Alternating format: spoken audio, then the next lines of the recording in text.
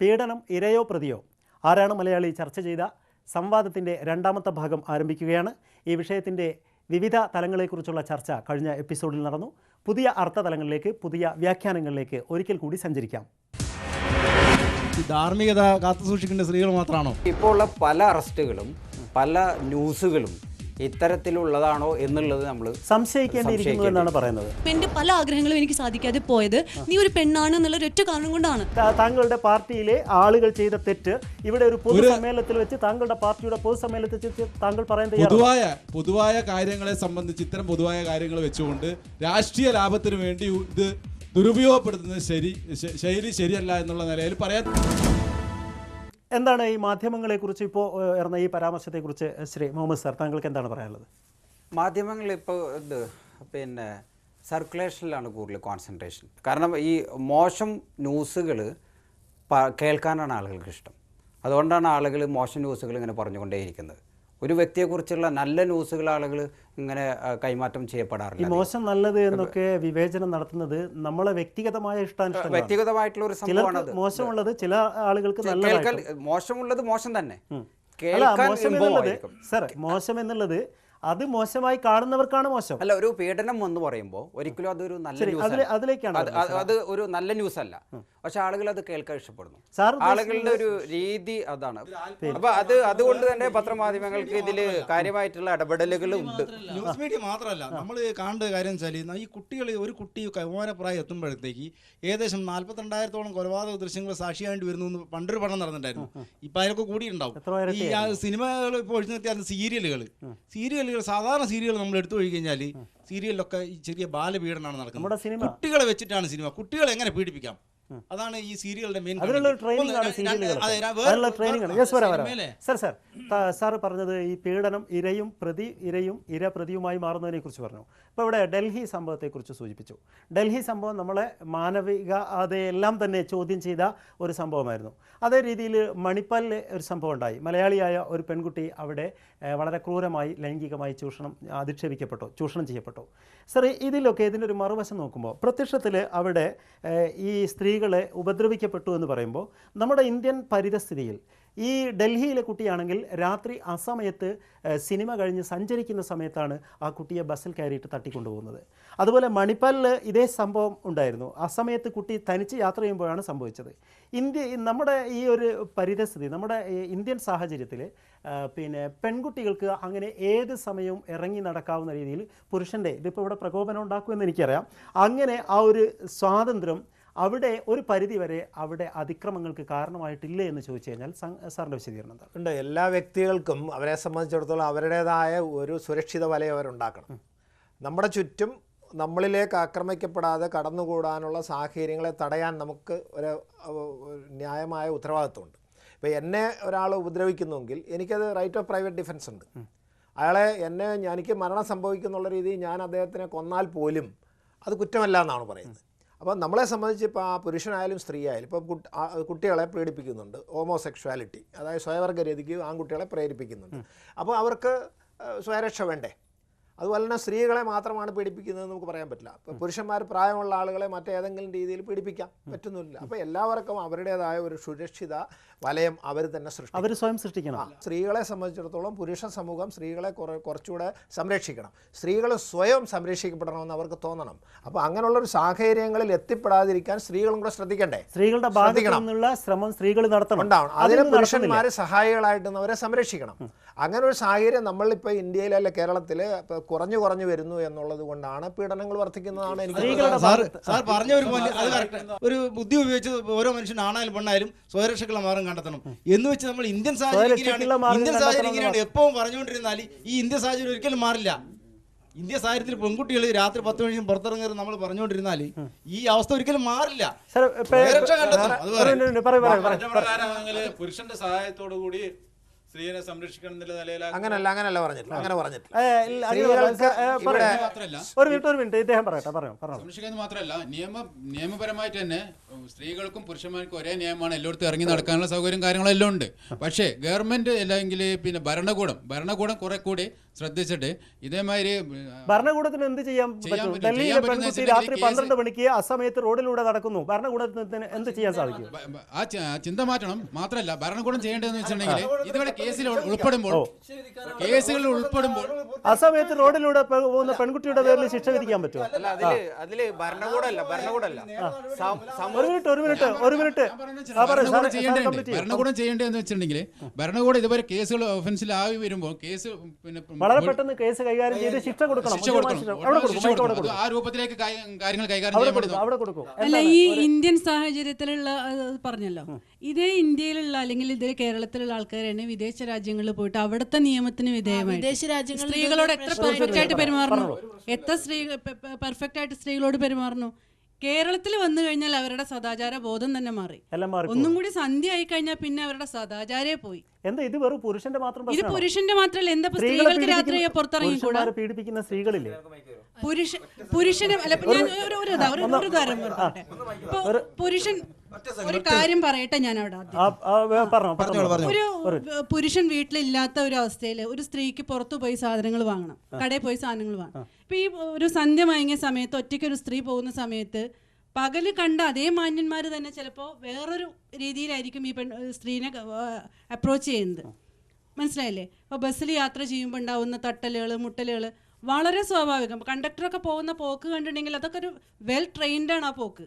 ഒരുപാട് അനുഭവങ്ങളുണ്ട്. എന്തുകൊണ്ടാണ് ഇവിടെ അഴിമതി കേസുകളിൽ മന്ത്രിമാരൊന്നും ശിക്ഷിക്കപ്പെടാത്തതിൽ താങ്കൾ ഇത്ര ധാർമ്മിക രോഷം കൊള്ളാത്തത് എന്തുകൊണ്ടാണ്? അവന്റെ ഭാവി നോക്കിയിട്ടായിരിക്കും ഞാൻ സപ്പോർട്ട് ചെയ്യുന്നത്. അവന്റെ ഭാവി എന്താണെന്നുള്ളത് നിശ്ചയിക്കാൻ രക്ഷിതാവിന് മാത്രമാണോ അധികാരം? അവൻ അവകാശമില്ല. ഭൂരിപക്ഷം താങ്കളുടെ പക്ഷം ശരിയല്ല. കാരണം എന്റെ പക്ഷം ശരിയല്ല, അവളുടെ ഇഷ്ടത്തിന് അവളെ വിട്ടുകൊടുത്തതുകൊണ്ടാണ് അവൾ ഇങ്ങനെ ആയതെന്ന്.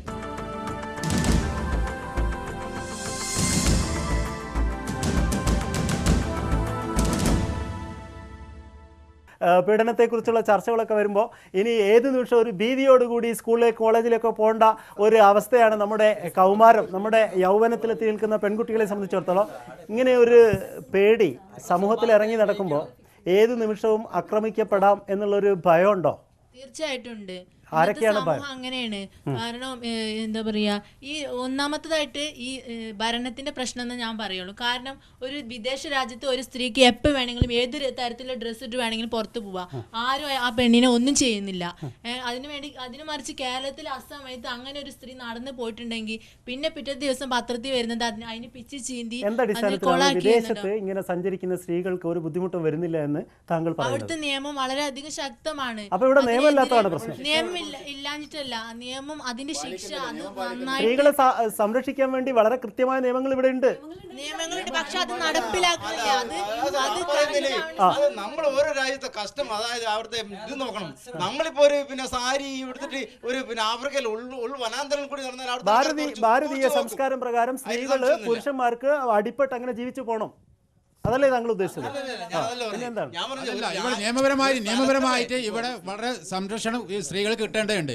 ഇങ്ങനെ കുറ്റവാളികൾ ഉണ്ടാകുമ്പോൾ എത്രയും പെട്ടെന്ന് ഒരു പിന്നെ ആക്ഷൻ എടുത്തിട്ട് അത് മാതൃകാപരമായി ശിക്ഷിക്കുകയും അങ്ങനെ സമൂഹത്തിൽ ഒരു അല്ല, ഇത് സ്ത്രീപീഡന കേസിൽ മാത്രമല്ലല്ലോ, പല കേസുകളിലും ഇവിടെ ശിക്ഷിക്കപ്പെടുന്നല്ലോ. സ്ത്രീപീഡനം ഇവിടെ വന്നുകൊണ്ട് പറയാണ്. എന്തുകൊണ്ടാണ് ഇവിടെ അഴിമതി കേസുകളിൽ മന്ത്രിമാരൊന്നും ശിക്ഷിക്കപ്പെടാത്തതിൽ താങ്കൾ ഇത്ര ധാർമ്മിക രോഷം കൊള്ളാത്തത് എന്തുകൊണ്ടാണ്? തന്നെ ഏത് കേസാലും ഇത് സ്ത്രീകൾ മാത്രമല്ല, എന്ത് അഴിമതിയായാലും എന്തായിട്ടുണ്ടെങ്കിലും കേസുകൾ എത്രയും പെട്ടെന്ന് തീർപ്പാക്കിയിട്ട് അതിനുള്ള നമ്മൾ വീണ്ടും നമ്മൾ തുടരുമ്പോൾ നമ്മൾ വെറും ലൈംഗിക പീഡനത്തിലേക്ക് മാത്രമാണ് വരുന്നത്. നിങ്ങൾ ഓരോ മേഖലയിൽ ജോലി ചെയ്യുന്നവരാണ്. ഗാർഹിക പീഡനമുണ്ട്, ഗാർഹിക പീഡനം അനുഭവിക്കുന്ന ഒരുപാട് ആളുകളുണ്ട്. അതേസമയം തന്നെ ഇവിടെ സൂചിപ്പിച്ച രീതിയിൽ പുരുഷന്മാർ പീഡിപ്പിക്കപ്പെടുന്ന, ലൈംഗികമായി പോലും പീഡിപ്പിക്കപ്പെടുന്ന വാർത്തകൾ അല്ലാതെയായി പോവുകയും ചെയ്യുന്നുണ്ട്. എന്താണ് ഈ ഒരു വിഷയത്തിൽ താങ്കൾക്ക് എന്താണ്? സ്ഥലത്തെ ഒരു പീഡനം, ഒരു രജിസ്ട്രാർ റിസൈൻ ചെയ്യേണ്ടി വന്ന ഒരു സാഹചര്യം, അതായത് അദ്ദേഹത്തിന് അധികം ജോലി കൊടുത്ത് മാനസികമായി പീഡിപ്പിച്ചതുകൊണ്ടാണ് അദ്ദേഹം വളരെ ഉന്നത തലത്തിൽ നിന്ന് പോലും പ്രഷർ വന്നിട്ട് ആ റെസിഗ്നേഷൻ വിഡ്രോ ചെയ്യാഞ്ഞതെന്നുള്ള ഇന്നത്തെ പത്രത്തിലുള്ളതാണ്. നമ്മൾ ഈ ലൈംഗിക പീഡനം മാത്രം ചർച്ച ചെയ്താൽ പോരാ. അത് വെറും വാർത്തയാണ്. ആ വാർത്ത സത്യസന്ധമാണ് എന്ന് നമ്മൾ എങ്ങനെ തീരുമാനിക്കുക? അതറിയണം. അതും കാരണം അതുകൊണ്ട് ഞാൻ തിരിച്ചു ചോദിക്കട്ടെ, ജോലി സ്ഥലങ്ങളിൽ പീഡനം ഇരയാകുന്നില്ല എന്നാണോ സാർ പറയുന്നത്?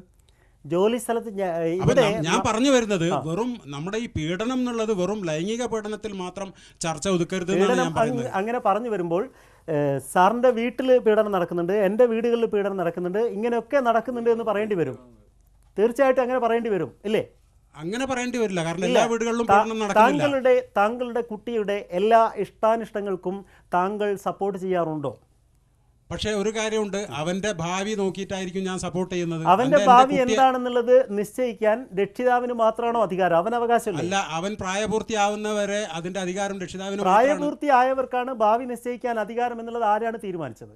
അത് നമ്മുടെ ഒരു സമൂഹത്തിലുള്ള ഒരു കൺസെപ്റ്റാണത്. ആ കൺസെപ്റ്റ് എന്തടിസ്ഥാനത്തിലാണ് നമ്മൾ സ്വീകരിക്കേണ്ടത്? കാരണം കുട്ടിക്ക് പക്വത വരിക എന്നുള്ളതാണ്. ഈ പക്വത നമ്മൾ ഉണ്ടാക്കിയ മാനദണ്ഡമാണല്ലോ. 18 വയസ്സാകുമ്പോഴാണ് പക്വത വരിക. അവിടെ വ്യത്യാസമുണ്ട്. കാരണം 5ാം ക്ലാസ്സിൽ പഠിക്കുന്നവൻ ബ്ലൂടൂത്തിലുള്ള ഫോൺ വേണം എന്ന് പറയുന്നത് അവന് പക്വതയില്ലായിട്ടാണോ? അല്ല, അതാ കുട്ടിക്ക് വേണ്ട സംരക്ഷണം കിട്ടാത്തതുകൊണ്ടാണത്. Yes sir. ഷാജു സർ, ഒരു മിനിറ്റ് വരാം. ഇവിടെ നമ്മൾ പറഞ്ഞു തുടങ്ങുമ്പോഴും മുമ്പോട്ട് പോകുമ്പോഴും ഇവിടെ ചർച്ച നമ്മൾ എവിടെ വരെ പോയാലും അവസാനം ഈ ലൈംഗിക പീഡനം എന്നതിലേക്ക് മാത്രം വരികയാണ്. ഒരുപാട് മേഖലകളുണ്ട് സാർ. സമൂഹത്തിൽ വ്യത്യസ്തമായ വഴിയിൽ ജീവിക്കുന്ന ആളാണ്, സഞ്ചരിക്കുന്ന ആളാണ്. ഒരുപക്ഷെ താങ്കളുടെ പ്രവർത്തനത്തെ സമൂഹം പുച്ഛത്തോടു കൂടി കണ്ടിട്ടുണ്ടാവും, പലപ്പോഴും അതിനെ നിരുത്സാഹപ്പെടുത്തിയിട്ടുണ്ടാവും. ഒരു പരിധിവരെ അതുപോലും സാമൂഹികമായൊരു പീഡനം എന്ന് പറയാം. താങ്കളുടെ പ്രവർത്തന മേഖലയിൽ ഇതിൽ നിന്നും വ്യത്യസ്തമായിട്ടുള്ള മറ്റ് ഏതെങ്കിലും രീതിയിലുള്ള പീഡനങ്ങൾ താങ്കൾ ശ്രദ്ധിച്ചിട്ടുണ്ടോ എങ്കിൽ അതൊന്ന് പറയാം. തീർച്ചയായിട്ടും ഉണ്ട്. കാരണം നമ്മൾ കുട്ടികളെ പീഡിപ്പിക്കുന്നതിനെക്കുറിച്ച്, സ്ത്രീകളെ പീഡിപ്പിക്കുന്നതിനെക്കുറിച്ചാണ് ഇവിടെ മുഴുവൻ ചർച്ചകൾ നടക്കുന്നത്. മാതാപിതാക്കൾ പീഡിപ്പിക്കപ്പെടുന്നുണ്ട് കുട്ടികളാൽ. ഒരു കുട്ടി, കോളേജിലേക്ക് പോകുന്ന പെൺകുട്ടി തിരിച്ചു വരുന്നതെന്ന് ആശങ്കയോടുകൂടിയാണ്, ഉത്കണ്ഠയോടുകൂടിയാണ് രക്ഷിതാക്കളൊക്കെ വീട്ടിലുള്ളത്. ഞാൻ ഇടപെട്ട ഒരുപാട് കൗൺസിലിംഗ് ക്ലാസ്, കോളേജിലേക്ക് പോകുന്ന കുട്ടി ഗുരുവായൂർ മാലയിട്ട് രജിസ്ട്രേഷനൊക്കെ കഴിഞ്ഞിട്ടാണ് തിരിച്ചു വരുന്നത്. ഒരു മിനിറ്റ് സാർ, ഞാൻ തിരിച്ചു വരാം. ഒരു മിനിറ്റ് സാർ. നമ്മുടെ കൂടെ മിശ്ര വിവാഹം ചെയ്ത ഒരു വ്യക്തി നമ്മുടെ കൂടെ ഇരിക്കുകയാണ്. താങ്കൾ മിശ്ര വിവാഹം ചെയ്ത വ്യക്തിയാണ്. താങ്കൾ ഈ വിവാഹിതരാകുന്ന സമയത്ത് നമ്മൾക്കറിയില്ല എങ്ങനെയാണ് ആ സാഹചര്യം എന്തായിരുന്നു അറിയില്ല. പക്ഷേ കേരളീയ സാഹചര്യത്തിൽ നോക്കുമ്പോൾ മിശ്ര വിവാഹം പലപ്പോഴും വധുവിൻ്റെയും വരൻ്റെയും ഒക്കെ തന്നെ വീട്ടുകാരുടെ എതിർപ്പോടുകൂടി സംഭവിക്കുന്നതാണ്. താങ്കൾ അങ്ങനെയുള്ള ഒരു എതിർപ്പിലൂടെയാണോ താങ്കളുടെ വരനെ, താങ്കളുടെ ഭർത്താവിനെ സ്വീകരിച്ചത്? അതിൻ്റെ ഒരു സാഹചര്യം ഒന്ന് വിശദീകരിക്കാമോ? വീട്ടിൽ ആദ്യമായിട്ട് ഈ സംഭവം പറഞ്ഞപ്പോൾ ഞാൻ തന്നെയാണ് പറഞ്ഞാണ് വീട്ടിൽ അറിയുന്നത്. സംഭവം വേറെ ആരും വഴിയല്ല, ഞാൻ തന്നെ പറഞ്ഞറിയുന്നത്. ആ സമയത്ത് ഒരുപാട് എതിർപ്പ് പറഞ്ഞത്, ഫാദർ പറഞ്ഞത് ഇങ്ങനെയല്ല, എനിക്കിഷ്ടമല്ല എന്നല്ല ഫാദർ പറഞ്ഞത്. ഫാദറിൻ്റെ സെൻറ്റൻസ് ഇതായിരുന്നു, നീ ആയിട്ടൊരു പ്രോബ്ലം ഉണ്ടാക്കണമെന്ന്. കാരണം ഞാനൊരു കൺസർവേറ്റീവായിട്ടുള്ള ഒരു റീജിയനിൽ വരുന്ന കുട്ടിയാണ്, അവിടെ നിന്നുള്ള ആളായിരുന്നു. ആളും അതേ സെയിം പ്ലേസിലാണ്. അപ്പം നിങ്ങളൊരു പ്രശ്നം ഉണ്ടാക്കണോ എന്ന് ചോദിച്ചു. അമ്മയുടെ പ്രതികരണം എന്തായാലും? അമ്മ ഉണ്ടായിരുന്നില്ല. അമ്മ ഉണ്ടായിരുന്നു. ശരി. വീട്ടിലുള്ള മറ്റ് താങ്കളുടെ കുടുംബത്തിലുള്ളവർക്കൊക്കെ ഇതേ പ്രതികരണം? എല്ലാവരുടെ പ്രതികരണം ഇങ്ങനെയായിരുന്നില്ല. പക്ഷം ശരിയല്ല. കാരണം എന്റെ പക്ഷം ശരിയല്ല, അവളുടെ ഇഷ്ടത്തിന് അവളെ വിട്ടുകൊടുത്തതുകൊണ്ടാണ് അവൾ എങ്ങനെ ആയതെന്ന്. കാരണം പഠിപ്പിക്കാന് കുടുംബത്തിന്റെ ഒരു രീതി അനുസരിച്ച്, ഒരു മുറ അനുസരിച്ച് അതിന് വിരുദ്ധമായിട്ട് താങ്കൾ പഠിച്ചു. അതാണ് അതിന്റെ പേരിൽ സമൂഹത്തിൽ അപമാനിക്കപ്പെട്ടു. ഒരുപാട് തവണ ഒരുപാട് പേര് എന്നിട്ട് മിണ്ടാതെ പോകുന്നവരുണ്ട്. ഒരുപാട് ചിലരൊക്കെ എന്റെ വീട്ടുകാർ പോലും അങ്ങനെ ഒരു ആറ്റിറ്റ്യൂഡ് ഇല്ലാതെ. മാഡം എന്തുകൊണ്ടാണ് ഇതേ സമയത്ത് തന്നെ താങ്കൾക്ക് എൻ്റെ ഫാമിലിയിലുള്ള ഒരു കുട്ടി ഞങ്ങളുടെ കുടുംബത്തിൻ്റെ വഴക്കങ്ങൾക്കനുസരിച്ചല്ലാതെ വേറൊരു വഴിയിലൂടെ പോയി എന്ന് ചിന്തിച്ചുകൊണ്ട് അവരും സ്വയം പീഡിപ്പിക്കപ്പെട്ടിട്ടുണ്ടാവില്ലേ? ഉണ്ടായിരിക്കാം. ഉള്ളതുകൊണ്ടല്ലേ ഞാൻ ഇഷ്ടപ്പെട്ടവനെ കല്യാണം കഴിക്കുന്നത് ഒരു തെറ്റായിട്ട് എനിക്ക് തോന്നുന്നില്ല. ഇന്റർനെറ്റിന്റെ സ്വാധീനമാണ് ഏകദേശം 75% പീഡനങ്ങൾക്കും കാരണം. അത് ഈ ഇന്റർനെറ്റ് മൊബൈലൊക്കെ അതിൽ വരുന്ന തന്നെയാണ്. അതായത് നമ്മൾ രക്ഷിതാക്കൾക്ക് മിനിമം അറിവില്ല. നമുക്ക് വേണ്ട സ്വാതന്ത്ര്യം തരാറില്ല. അതിപ്പോ ഉറക്കെ പറയാൻ തയ്യാറാണ്. ശരിയാണ്, അത് തരില്ല.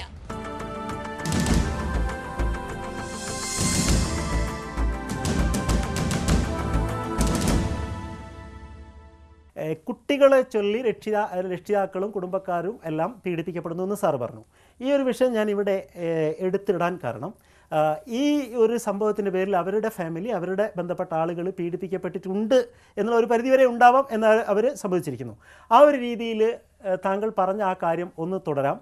നമ്മുടെ സമൂഹത്തിൽ കുടുംബവും മറ്റുമൊക്കെ ഇങ്ങനെയുള്ള ദുസ്വാതന്ത്ര്യം അല്ലെങ്കിൽ സുസ്വാതന്ത്ര്യം കൊടുത്തതിൻ്റെ പേരിൽ സ്വയം പീഡിപ്പിക്കപ്പെടുന്നു. അതൊന്ന് കംപ്ലീറ്റ് ചെയ്യാം സാർ. കാരണം മനസ്സിൽ ആശങ്കകൾ ഉണ്ടാകുമ്പോഴാണ് മറ്റുള്ളവരെ നമ്മൾ ഉപദ്രവിക്കപ്പെടുന്നത്. ശാരീരികമായാലും ശരി, മാനസികമായാലും ശരി, മറ്റു തരത്തിലായാലും ശരി. ആശങ്കകൾ ജനറേറ്റ് ചെയ്തുകൊണ്ടിരിക്കുന്ന ഒരു സൊസൈറ്റിയിലാണ് അത് കേരളത്തിൽ എന്തുകൊണ്ടാണ് കൂടാന്നുള്ള വ്യക്തമായ കാരണങ്ങൾ നമ്മൾ അന്വേഷിച്ചാൽ മനസ്സിലാവും. ഇതിലൊരു വൈകാരികമായിട്ട് നമ്മൾ ആവേശം കാണിക്കാതെ പഠിച്ചു നിന്നാൽ മനസ്സിലാവും. ഇപ്പോൾ ഉച്ചയ്ക്ക് അമിതമായി ഭക്ഷണം കഴിക്കുന്ന ഒരാൾ ആ ഉച്ച സമയത്ത് റെസ്റ്റ്ലെസ് ആണ്. മണിപ്പാലും ഡൽഹിയൊന്നും കേരളത്തിലല്ല. അല്ല, ഞാൻ പറഞ്ഞു വരുന്നത് കേരളത്തിൽ മാത്രമല്ല, ലോകത്തുള്ള ആളുകളൊക്കെ തന്നെ ഭക്ഷണം കഴിക്കുന്നത് അവർക്ക് ആവശ്യമുള്ള ശാരീരിക ഊർജ്ജത്തിൻ്റെ എത്രയോ ഇരട്ടിയാണ്. അത് ലോകത്തിനും കൂടെ ഭക്ഷിക്കാനുള്ള വിഭവ സമാഹാരം നമ്മളൊക്കെ കവർന്നെടുക്കുക തന്നെയാണ്. ഞാൻ ആവശ്യത്തിലധികം ഭക്ഷിക്കുന്ന സമയത്ത് റെസ്റ്റ്ലെസ് എനർജി ആയിട്ട് അത് വരും. ആ എനർജിയിലാണ് നിങ്ങൾ പറയുന്ന ഈ സെക്ഷൽ ഇമ്പാക്റ്റൊക്കെ വർദ്ധിക്കുന്നത് അമിതമായി ഭക്ഷിക്കുന്നവരിലാണ്, യാതൊരു സംശയവുമില്ല. ഞാൻ പൂർണ്ണമായി യോജിക്കുന്നുണ്ട്. കാരണം വെച്ചാൽ നമ്മുടെ ഭക്ഷണ രീതിയിൽ വന്നിട്ട് ഒരുപാട് മാറ്റങ്ങൾ. നമ്മൾ കൂടുതലും നോൺ വെജ് പോലുള്ള ഭക്ഷണ രീതി എന്താണ്? ഞാൻ നോൺ വെജും കഴിക്കും, വെജും കഴിക്കും. പക്ഷേ താങ്കൾക്ക് എന്തെങ്കിലും പ്രശ്നമുണ്ടോ ഈ പറഞ്ഞ രീതിയിലുള്ള? ഇല്ല, ഞാൻ പറഞ്ഞതെന്ന് വെച്ചാൽ എന്ത് ഭക്ഷണമായാലും അത് അമിതമായി കഴിഞ്ഞാൽ അത് ബുദ്ധിമുട്ട് തന്നെയാണ്. പ്രത്യേകിച്ച് നോൺ വെജ് കഴിക്കുന്ന ഒരു വ്യക്തിയെ സംബന്ധിച്ചിടത്തോളം ഇതുപോലുള്ള സെക്ഷൽ ആയിട്ടുള്ള കാര്യങ്ങളിൽ ടെൻഡൻസി വളരെ കൂടുതലായിട്ട് കണ്ടുവരുന്നുണ്ട്. അതെന്താണ് ശാസ്ത്രീയമായ അടിത്തറയുണ്ടോ? ശാസ്ത്രീയമായിട്ടുള്ള അടിത്തറയുണ്ട് തന്നെ. ശാസ്ത്രീയമായ അടിത്തറയുണ്ടോ അങ്ങനെ? അല്ല, ഇതിലിപ്പം ഭക്ഷണം എന്ന് പറഞ്ഞാൽ നമ്മളെ സംബന്ധിച്ചിപ്പോൾ അനുഭവിച്ചുകൊണ്ടിരിക്കുന്നത്, ഇപ്പോൾ ശാസ്ത്രീയ പഠനം തോന്നുന്നത് ഈ ഹോർമോൺ പ്രൊഡ്യൂസ് ചെയ്യുന്ന ഫുഡുകൾ, അനാവശ്യമായ ഹോർമോൺ അത് ശരീരത്തിൽ വന്നു കഴിഞ്ഞാൽ അത് ഏതെങ്കിലും രീതിയിൽ അതിന് ബാഹ്യസ്ഫുരണം ഉണ്ടാവണം. മനുഷ്യന്റെ മാനസികമായ ചിന്താഗതി എല്ലാം ഈ ഹോർമോൺ ഡിഫറൻസ് വരുമ്പോൾ അതിനെല്ലാം അതിൻ്റെതായ വ്യത്യാസം വരും. NLP പ്രാക്ടീഷണർ കൂടിയാണ്, കുറച്ചുകൂടി സൈക്കോളജിക്കലായിട്ട് പറയാൻ സാധിക്കും. എന്താണ് ഇതിൽ എനിക്ക് പറയാനുള്ളതെന്ന് പറഞ്ഞാൽ നമ്മളെ ചിന്ത ഏത് രീതിയിലാണ്, അത് പിന്നെ എത്രത്തോളം ആരോഗ്യകരമായിട്ട് ഒരാൾക്ക് മനസ്സിൽ ചിന്ത ഉണ്ടാവുന്നു, ചിന്തയാണ് പിന്നെ പ്രവൃത്തിയായിട്ട് മാറുന്നത്. അപ്പോൾ ഈ ഒരു പ്രവൃത്തി മോശമാവുന്നുണ്ടെങ്കിൽ ആ മോശമായിട്ടുള്ള പ്രവൃത്തിയെ സപ്പോർട്ട് ചെയ്യുന്ന ഒരു ചിന്ത ഇല്ലാതെ ഒരാൾക്ക് ചെയ്യാൻ പറ്റും. അപ്പോൾ അതിൽ നല്ല കാര്യങ്ങൾ വരാത്തതിൻ്റെ പ്രശ്നം അതാണ്, നല്ല ചിന്തകളില്ല എന്നുള്ളതാണ്. ആ നല്ല ചിന്തകൾ ഇല്ലാത്തതിന്റെ കാരണം അവരുടെ ഭക്ഷണ രീതി, ജീവിത രീതിയാണ്. പൂർണ്ണമായും പിന്നെ ശരിയാണെന്ന് എനിക്ക് തോന്നുന്നില്ല. എന്തുകൊണ്ടാണ്? അമിത ഭക്ഷണമല്ല കാരണം. ഈ ഹോർമോൺ കലർന്ന ഫുഡുകൾ നമുക്ക് എന്തായാലും ക്രിമിനൽ മനസ്സ് ഉണ്ടാക്കും. പക്ഷെ അമിത ഭക്ഷണമാണ് കാരണമെങ്കിൽ പഴയ ആൾക്കാർക്കല്ലേ കൂടുതൽ കുട്ടികളുണ്ടായിരുന്നു, ഇപ്പോൾ ആൾക്കാർക്ക് വളരെ കുറച്ചേ ഉള്ളൂ. അല്ല, പഴയ ആളുകൾ അദ്ദേഹം പറഞ്ഞ വേറൊരു കാര്യം ശരിയാണ്. നമ്മളെ ഭക്ഷണത്തിന്റെ കാര്യമാണ് ഞാൻ പറയാം. അദ്ദേഹം മാതാപിതാക്കൾ പീഡിപ്പിക്കപ്പെടുന്നു എന്ന് പറഞ്ഞല്ലോ. അത് യഥാർത്ഥത്തിൽ നമ്മൾ തന്നെ വരുത്തിക്കൊണ്ട സംഗതിയാണ്. വീടുകളിൽ ഇപ്പോൾ കുട്ടികളാണ് രാജാക്കന്മാർ. നമ്മളിപ്പോൾ നേരത്തെ ഇതുവരെ ചർച്ചയിൽ വരാതിരുന്നൊരു കാര്യമുണ്ട്, ഇന്റർനെറ്റിന്റെ സ്വാധീനം. ഇന്റർനെറ്റിന്റെ സ്വാധീനമാണ് ഏകദേശം ഒരു 75% പീഡനങ്ങൾക്കും കാരണം. അത് ഈ ഇന്റർനെറ്റ് മൊബൈലൊക്കെ അതിൽ വരുന്നത് തന്നെയാണ്. അതായത് നമ്മൾ രക്ഷിതാക്കൾക്ക് മിനിമം അറിവില്ല ഇന്റർനെറ്റ് ഉപയോഗിക്കുന്നതിൽ. കുട്ടികൾക്ക് ഇതിങ്ങനെ കയറൂരിട്ടിരിക്കുകയാണ്. യഥാർത്ഥത്തിൽ ഈ രക്ഷിതാക്കളും കൂടി ഇതിൽ കുറച്ച് അറിവുണ്ടായിരുന്നെങ്കിൽ ഈ പിന്നെ ഇന്റർനെറ്റ് എന്ന് പറയുന്ന ഒരു നല്ല ചങ്ങാതിയാണ്, ദുശാടിക്കാരൻ സുഹൃത്തുക്കളെന്നാണ് പറയാം. ഇന്റർനെറ്റ് ഉപയോഗിക്കാറുണ്ടോ? ഉപയോഗിക്കാറുണ്ട്. ഈ പറഞ്ഞതിനോട് എന്താണ് പ്രതികരണം? സാർ പറഞ്ഞത് ഓൾറെഡി ശരിയാണ്.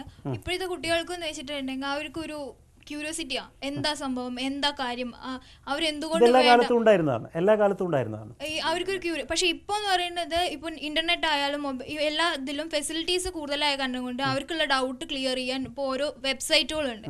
അത് നല്ലതല്ലേ? അതൊരു നല്ലൊരു ഗുണവശമല്ലേ? ഗുണവശമാണ്. പക്ഷെ അത് നമ്മൾ വീട്ടിൽ നിന്ന് തന്നെ അവര് അത് റെസ്ട്രിക്ട് ചെയ്യുമല്ലോ. ഇപ്പൊ അത് ചെയ്യരുത്, എന്തുകൊണ്ട് ചെയ്യരുത് എന്നുള്ള കാര്യം അതിപ്പോ പാരന്റ്സ് ആയാലും അവർ പറയണം. എന്തുകൊണ്ടാണ് പാരന്റ്സ് പറയാത്തത്? അവർക്ക് പേടിയാണ്. കുട്ടികൾ എന്തുകൊണ്ട് ഇപ്പൊ താങ്കളുടെ അനുഭവം എന്താ? താങ്കളുടെ വീട്ടിൽ നിന്ന് താങ്കളുടെ രക്ഷാവെന്ന നിലയിൽ താങ്കളുടെ എന്താണ്? ഇപ്പൊ എന്റെ വീട്ടിലെന്ന് വെച്ചിട്ടുണ്ടെങ്കിൽ എനിക്കൊരു അനിയനാണ്. അപ്പോ ആ ഒരു ഇത് വരും, അവനാണ് പെണ്ണ്, ഫസ്റ്റ് പറഞ്ഞ പോലെ തന്നെ ആണും പെണ്ണും എന്നുള്ള ആ ഒരു ഇത് വരും. ആ വിവേചനം വീട്ടിൽ നിലനിൽക്കുന്നുണ്ട്, ഇടയ്ക്ക് ഉണ്ടാവാറുണ്ട്. അപ്പൊ ഞാൻ പറയും ചെയ്യും അത് അങ്ങനെയാണ് ഇങ്ങനെയാന്ന്. അപ്പൊ അതൊന്നും അംഗീകരിക്കില്ല. ഇല്ലല്ല, അത് എത്ര പോയാലും രക്ഷാവ് അംഗീകരിക്കില്ല. നമുക്ക് വേണ്ട സ്വാതന്ത്ര്യം തരാറില്ല. ഇല്ലല്ല, തരില്ല. അത് അങ്ങനെ റെസ്ട്രിക്റ്റഡ് ആയിട്ട് ഉറക്കെ പറയാൻ തയ്യാറാണ്. ശരിയാണ്, അത് തരില്ല. അത് എങ്ങനെ പോയാലും അത് പിടിച്ചു വാങ്ങാൻ എങ്ങനെ വാങ്ങും എന്ന് വെച്ചിട്ടുണ്ടെങ്കിൽ ഇപ്പൊ ചിലപ്പോ ഞാൻ പറയും എന്തുകൊണ്ട് അവന് കൊടുത്തു. ആ സ്വാതന്ത്ര്യം തരാത്തതും ഒരു പീഡനമല്ലേ? ശരിയാണ്, തീർച്ചയായും. അതാണ് പ്രഗത്ഭരായ സർക്കാർ ഉദ്യോഗസ്ഥന്മാർ, പോലീസ് ഉദ്യോഗസ്ഥന്മാർ വളരെ പ്രയാസപ്പെട്ട് കേസുകൾ അത് രജിസ്റ്റർ ചെയ്യുകയോ അതിൻ്റെ കാര്യങ്ങളെല്ലാം ചെയ്ത് കോടതിയിൽ എത്തിയതിന് ശേഷം അത് വേണ്ട രീതിയിൽ പ്രയോജനപ്പെടാതെ പോകുന്നു എന്നുള്ള പതിവ് ആക്ഷേപം ഇവിടെ ഒന്നുകൂടി ഉന്നയിച്ചിട്ടുണ്ട്. നിയമത്തിനെ ഞാൻ കുറ്റം പറയുന്നതല്ല, ഞാൻ പലപ്പോഴും പറയുന്നതാണ്. നിയമത്തിനല്ല, നിയമം നടത്തുന്ന ഉണ്ട്. അതിൽ പ്രശ്നം എന്താണെന്ന് പറഞ്ഞാൽ ഇന്ത്യൻ നിയമത്തിലുള്ളൊരു തകരാറ്. അതായത് ഇപ്പം ഞാൻ സുഭാഷ് ബാബു എന്ന് പറഞ്ഞ ഒരാളാണ് ഒരു കുറ്റം ചെയ്തത്, ഒരു സ്ത്രീയെ പീഡിപ്പിച്ചതെന്ന് വിചാരിക്കുക. അപ്പോൾ അവരെ പീഡിപ്പിച്ചത് സുഭാഷ് ബാബു ആണ് എന്ന് തെളിയിച്ചാൽ പോരാ, സുഭാഷ് ബാബു തന്നെയാണ് എന്ന് തെളിയിച്ചാലും പോരാ. സുഭാഷ് ബാബു അല്ലാതെ മറ്റാരുമല്ല തെളിയിച്ചത് എന്ന് കോടതി തെളിയിക്കണം. പീഡനം ഇരയോ പ്രതിയോ എന്ന ചർച്ച പുരോഗമിക്കുമ്പോൾ ഈ വിഷയത്തെക്കുറിച്ചുള്ള ഒരുപാട് വിശേഷണങ്ങളും ഒരുപാട് വാദങ്ങളും പ്രതിവാദങ്ങളും ബാക്കി നിൽക്കുകയാണ്. ഇവിടെ ചർച്ച അവസാനിക്കുന്നില്ല. പീഡനം കേവലം പുരുഷൻ സ്ത്രീയെ ലൈംഗികമായി പീഡിപ്പിക്കുക എന്നതിനപ്പുറം ഒരുപാട് അർത്ഥതലങ്ങളിലേക്ക് പീഡനം സഞ്ചരിക്കേണ്ടതുണ്ട് എന്ന് ഈ ചർച്ചയിൽ പങ്കെടുത്തവരെല്ലാം അസന്നിഗ്ധമായി ഏകകണ്ഠമായി അഭിപ്രായപ്പെടുന്നു. തീർച്ചയായും ഈ ഒരു ചർച്ചയിൽ ഇവിടെ പങ്കെടുത്ത ആളുകളുടെ മുഴുവൻ വികാരങ്ങൾ, അഭിപ്രായ പ്രകടനങ്ങൾ അതെല്ലാം കേട്ട് കഴിഞ്ഞതിന് ശേഷം ഈ ചർച്ച സംഗ്രഹിച്ചുകൊണ്ട് നമ്മുടെ വിശിഷ്ടാതിഥികൾക്ക് പറയാനുള്ളത് കൂടി നമുക്ക് കേൾക്കേണ്ടതുണ്ട്. ഷാജു ബൈ സർ പറഞ്ഞോളൂ. അധികാരമാണ് നമ്മളെ ഈ പീഡനങ്ങളിൽ, അധികാരത്തിൽ തൻ്റെ കീഴിലുള്ള ആളുകളെയാണ് ആളുകൾ പലപ്പോഴായിട്ടും ആക്രമിക്കുന്നത് കാണും. അത് അധീനപ്പെടുത്തുക എന്നുള്ള ഒരു ബോധം നമ്മുടെ ഉള്ളിൽ അറിയാതെ, നാമൊക്കെ അറിയാതെ തന്നെ സംജാതമായി വരുന്നുണ്ട്. അപ്പോൾ അത് അറിഞ്ഞ് ഒരു ഉണർവിലൂടെ, ഒരു അവബോധത്തിലൂടെ ഒരു നിരഹങ്കാരപരത നമ്മളുള്ളിൽ ഉണ്ടാവേണ്ടത്. അഹങ്കാരം കുറയുമ്പോഴാണ് ആ വിനയമുണ്ടാകുന്നത്. വിനയമാണ് ഈ പീഡനങ്ങളിലൊക്കെ അതിജീവിക്കാനുള്ള ഒരു ജീവിത സാക്ഷാത്കാരമായിട്ട് നമ്മളുള്ളിൽ ഉണ്ടാവേണ്ടത്. പീഡനങ്ങളെന്ന് പറയുന്നത് എല്ലാ മേഖലകളിലും പുരുഷന് സ്ത്രീകളും അങ്ങോട്ടും ഇങ്ങോട്ടും കുട്ടികളും എല്ലാവർക്കും ഉണ്ടാകുന്നതാണ്. അപ്പോൾ ആരെ അദ്ദേഹത്തിൻ്റെ വ്യക്തി സ്വാതന്ത്ര്യത്തിൻ്റെ മുകളിൽ എന്തെങ്കിലും ഒരു അക്രമം ഉണ്ടാകുന്ന കഴിഞ്ഞാൽ അത് പീഡിപ്പിക്കപ്പെട്ട വ്യക്തിയാവും. അപ്പോൾ അത് നമ്മൾ സ്ത്രീകൾ അല്ലെ കുട്ടികളെ എന്നുള്ളതിന് പരിമിതിക്ക് അപ്പുറത്തേക്കാണ് ഇതിൻ്റെ ഒരു വ്യാപനമുള്ളത്.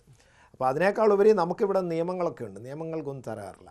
ക്രമവും സമാധാനവും നിർത്തേണ്ടത് പൊതുജനങ്ങളുടെയും സമൂഹത്തിൻ്റെയും അതിനേക്കാൾ ഉപരി നമ്മുടെ ഭരണ സംവിധാനത്തിൻ്റെയും പോലീസിൻ്റെയും കോടതികളുടെയും സംയുക്തമായ ഉത്തരവാദിത്തമാണ് എന്നുള്ള രീതിയിൽ എല്ലാവരും അവരുടേതായ ഉത്തരവാദിത്തങ്ങൾ എന്ന് മനസ്സിലാക്കി അറിഞ്ഞ് കണ്ട് പ്രവർത്തിക്കുന്ന ഒരു സാഹചര്യം ഉണ്ടാകുന്നത് വരെ ഇതൊക്കെ തുടരും. അതിന് നമ്മുടെ സംസ്കാരം കൂടെ വളരണം. നിയമം മാത്രം പോരാ, നിയമ നടപടിക്രമങ്ങൾ പാലിക്കുന്ന ഉദ്യോഗസ്ഥരും അതിനനുസരിച്ച് ഉയരേണ്ടതുണ്ട്. സമൂഹത്തിൽ ഒരു മൃഗീയ സ്വഭാവം വളർന്നു വരുന്നുണ്ട്. അതുകൊണ്ടാണ് പിന്നെ ഈ അപകടത്തിൽപ്പെട്ട സ്ത്രീ മരിക്കാൻ കിടക്കുമ്പോൾ പോലും രക്ഷപ്പെടുത്താനെന്ന വേദന കൊണ്ടുപോയി പീഡിപ്പിച്ച് കാട്ടിൽ തള്ളുന്നത്. ഇതൊരു മൃഗീയ സ്വഭാവം. അപ്പോൾ മനുഷ്യൻ മാനസികമായിട്ട് മൃഗീയമായി പരിണമിച്ചുകൊണ്ടിരിക്കുന്നത് അതിന് പിന്നെ ഇവിടെയുള്ള എൻവയറമെൻറ്റിന് അതിൻ്റെ സ്വാധീനങ്ങളുണ്ട്. അപ്പോൾ ഈ അവസ്ഥയിൽ നിന്ന് പിന്നെ സമൂഹത്തെ ഇത് രക്ഷപ്പെടുത്തി കൊണ്ടുവരേണ്ടതുണ്ട്. ഈ അവസ്ഥയിൽ നിന്ന് രക്ഷപ്പെട്ടു വന്നാലാണ് സമൂഹത്തിൽ പീഡനങ്ങളൊക്കെ ഇല്ലാതാവുകയുള്ളൂ. സമൂഹം എല്ലാ അർത്ഥത്തിലും ഇത്തരം പീഡനങ്ങൾ അല്ലെങ്കിൽ ഇത്തരം ദുരവസ്ഥകൾ നമ്മുടെ സമൂഹത്തിൽ നിന്ന്, നമ്മുടെ ജീവിത പരിസരങ്ങളിൽ നിന്ന് ഉച്ചാടനം ചെയ്യുന്നതിന് വേണ്ടി സമൂഹത്തിലെ ഓരോ കണ്ണിയും അതിൻ്റേതായ പ്രവർത്തനം അല്ലെങ്കിൽ സേവനം, കടമ നിർവഹിക്കേണ്ടതുണ്ട് എന്നുള്ള സന്ദേശമാണ് ഈ ചർച്ച നമ്മോട് സംവദിക്കുന്നത്, പ്രേക്ഷകരെ അറിയിക്കുന്നത്. തീർച്ചയായും അതിനനുസരിച്ചുള്ളൊരു മാറ്റം നമ്മുടെ വരുംകാല ജീവിതത്തിൽ അല്ലെങ്കിൽ നമ്മുടെ സമൂഹത്തിൽ ഉണ്ടാവും എന്ന ഒരു പ്രത്യാശ, ഈ ഒരു പ്രത്യാശയാണ് നമ്മെ ജീവിക്കാൻ പ്രേരിപ്പിക്കുന്നത് എന്ന സന്ദേശം ഈ സദസ്സ് സംവദിച്ചിരിക്കുന്നു. ഈ ഒരു സംവാദം അല്ലെങ്കിൽ ഈ ഒരു അഭിപ്രായം നമ്മുടെ പ്രേക്ഷകർക്ക് മുമ്പാകെ സമർപ്പിച്ചുകൊണ്ട് ഈ എപ്പിസോഡ് അവസാനിക്കുന്നു. മറ്റൊരു വിഷയവുമായി അടുത്ത എപ്പിസോഡിൽ വീണ്ടും കാണാം. വിവാഹത്തോടു കൂടി മാത്രമാണോ ജീവിതം ആരംഭിക്കുന്നത്? അല്ല, ജീവിതം തുടങ്ങുന്നത് ഒരു വിവാഹം കൊണ്ടോ അല്ലെങ്കിൽ ഒരു കല്യാണം കഴിച്ചിട്ടൊന്നുമല്ല. എന്റെ അഭിപ്രായത്തിൽ ജീവിതം ഗർഭാവസ്ഥയിലുള്ള ഒരു ശിശുവിൽ തന്നെ തുടങ്ങുന്നത്. ഗർഭാവസ്ഥയിൽ അമ്മയ്ക്കുണ്ടാകുന്ന ഒരു പ്ലഷറബിൾ എക്സ്പീരിയൻസ് ആണെങ്കിലും അതെല്ലാം ഒരു നെഗറ്റീവ് എക്സ്പീരിയൻസ് ആണ് അവർക്ക് കിട്ടുന്നുണ്ടെങ്കിലും അത് ഈ കുഞ്ഞിൻ്റെ ജീവിതത്തിലുടനീളം ഡെത്ത് വരെ അത് ബാധിക്കും.